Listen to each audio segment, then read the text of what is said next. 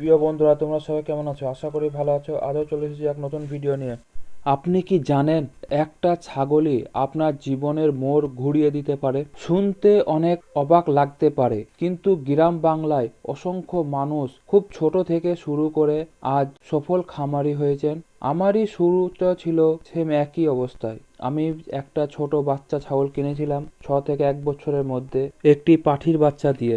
হয়তো শুরুতে লাভ কম হবে, হয়তো মানুষ বলবে এতে কিছু হবে না, কিন্তু আপনি যদি নিয়মিত থাকেন তাহলে একদিন সেই মানুষই আপনার সফলতা দেখে অবাক হবে। ছাগল যখন প্রথম বাচ্চা দেয় তখন একটাই বাচ্চা হয়, সেই বাচ্চাটা আবার পাঠির বাচ্চা। তারপরে হঠাৎ একদিন আমার ছাগলটাকে বাড়ির পেছনের বাগানের দিকে ছিল, সাপের কামড়ে মারা যায়। তারপর সেই বাচ্চাটা 1 থেকে 1.5 মাসের বাচ্চা, এই যে বড় আমার দাঁড় ছাগলটা দেখছেন সেটাই এই বাচ্চাটার মতন অবস্থা। এই যে ছোট বাচ্চাটা দেখছেন এইরকম বাচ্চা অবস্থায় তার মাটা মারা যায়।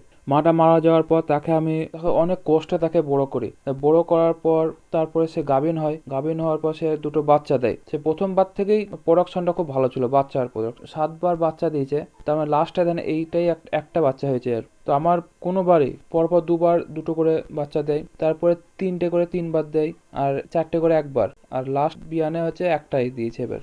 তারপরে আপনার 3টে বাচ্চা একবার আমার নষ্ট হয়ে যায়, কেন আমার নিজের দোষে 3টে বাচ্চা নষ্ট হয়েছে। তার কারণ হচ্ছে আমি গাভীন অবস্থায় ওষুধ খাওয়াতে হয় না, কিন্তু আমি ওষুধ খাইয়ে দিয়েছিলাম। সেই ওষুধ খাওয়ানোর ফলে, অ্যান্টিবায়োটিক ওষুধ আমি খাইয়ে দিয়েছিলাম, ওই ওষুধ খাওয়ানোর ফলে ছাগলটা আমার দেড় মাসের গাভীন ছিল তখন আমি ওষুধটা খাইয়ে দিই, আর সেই অবস্থায় তার 3টে বাচ্চা নষ্ট হয়ে যায়। খামারি ভাইদের উদ্দেশ্যে আমি বলবো, ভুল করেও যেন গাভীন অবস্থায় ছাগলকে ওষুধ খাওয়াবেন না, আর ওষুধ খাওয়ালেও ডাক্তারের পরামর্শ নিয়ে খাওয়াবেন, এতে আপনারই খামারের লাভ হবে। নাহলে আপনি যদি নিজে মুরগি করতে চান তাহলে লস খাবেন। আমি যেমন নিজে মুরগি করতে চাই, আমি লস, 3টে বাচ্চা নষ্ট হয়ে গেছে, তেমন আমার খামারে লস। এই একটা ছাগল থেকে আমার ভাগ্য খুলে গিয়েছে, কারণ এই ছাগল থেকে 7টা বিয়ান পেয়েছি আমি। তার 7 বিয়ানের মধ্যে আমার হচ্ছে 18টি বাচ্চা পেয়েছি। 18টি বাচ্চা পেয়েছি, তার মধ্যে আমি খাসির বাচ্চা পেয়েছি 10টি, পাঠির বাচ্চা পেয়েছি 5টা, আর আমার 3টে বাচ্চা নষ্ট হয়ে গেছে, কারণ বললাম আমার অবহেলার কারণে। এই বাচ্চাগুলো আমি পেয়েছি 4.5 থেকে 5 বছরের মধ্যে। 18টি বাচ্চার মধ্যে আমি বেশিরভাগ বাচ্চা আমি সেল করে দিয়েছি,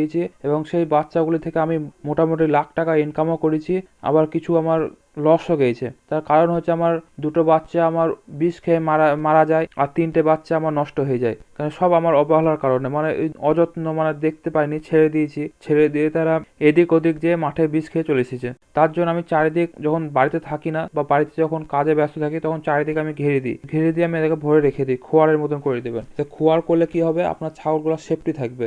এইভাবে ধীরে ধীরে আপনারা খামার বাড়াতে থাকবেন। আজ একটা বলে অবহেলা করবেন না। সেই ছাগল থেকে এক সময় লক্ষ টাকা ছাগল তৈরি করতে পারবেন, এবং এক সময় দেখবেন ছোট স্বপ্নটাই বড় বাস্তবতায় পরিণত হয়েছে।